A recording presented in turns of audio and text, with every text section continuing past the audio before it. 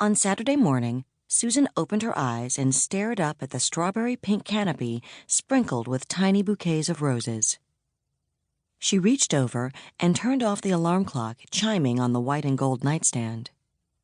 After blinking away dreams, she sat up and fished her sea stone from under her pillows, then lifted a ruffled pink curtain to peer at the morning sky. It was overcast, but not spitting.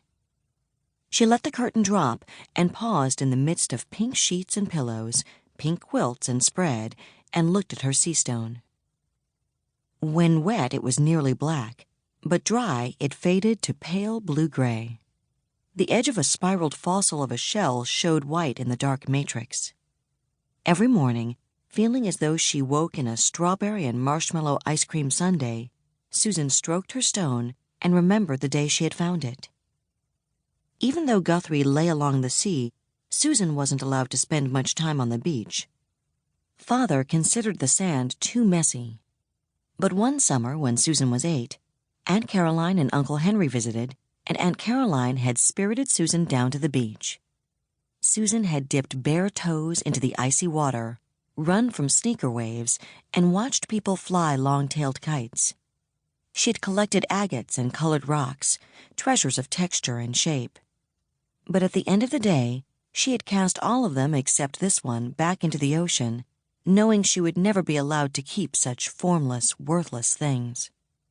This one sea stone, which fit into her hand so well, she knew she could keep with her always. It, memories, and the sunburn on her nose were all she had taken home that day. 5 years later, the memories and the stone still comforted her and kept her as steady as she could manage. The delicate spiral locked in stone had lasted millions of years. Things could survive a lot of sand grinding and sea-going. Deirdre was a grinder. Maybe Susan had some sand in her, too. She couldn't believe she had broken in on a private conversation between people she didn't even know and demanded that they let her join them. She had never done anything like that before. She wasn't sure how long this chance would last.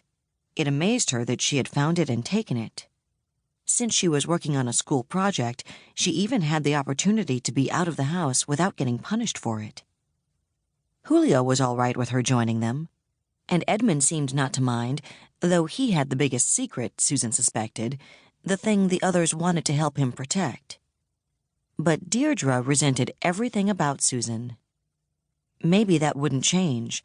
Maybe this day was the only special one she'd have. She could savor a good memory forever. Today, she would have an adventure. Only, what should she wear? She set the stone on her dresser and went to the closet. Father loved the picture she made. Blonde hair, blue eyes, the roses in her cheeks, as she wore crisp linen blouses, pleated skirts, smart little sweater vests, a navy blazer with the Heron School crest over the left breast, pointed-toed shoes. She also had gowns for Father's social events, where her purpose was to be visible and silent. The eyelet-embroidered white lawn summer dress with lace inserts, a delicate antique that had belonged to Father's grandmother and fit Susan eerily well, though the fabric was so old and fragile she was scared to brush against anything when she wore it, almost scared to breathe for fear of splitting something. The smart, short, black velvet dress, evening wear, that made her look grown up.